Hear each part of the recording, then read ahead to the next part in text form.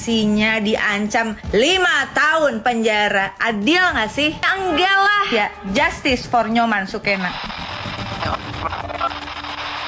Assalamualaikum Besti-Besti Indonesia. Aku mau ngajak diskusi yuk. Pertama ada kasus obstruction of justice atau kasus penghalang-halangan penyidikan dalam tata niaga timah dengan terdakwa Tommy Tamsil, kerugian negara 300 triliun, namun sanksinya 3 tahun dan denda 5.000 perak.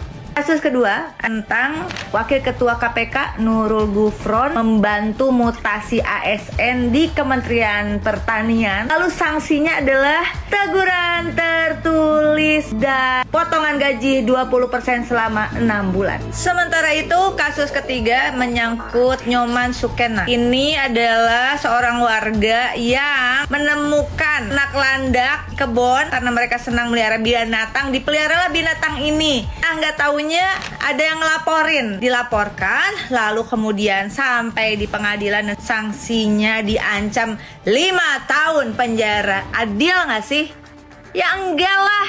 Ceritanya Nyoman Sukena ini nggak tahu kalau landak itu adalah jenis hewan yang dilindungi, satwa yang dilindungi yang tidak boleh dipelihara oleh warga. Nah, berarti pertama sosialisasinya kurang.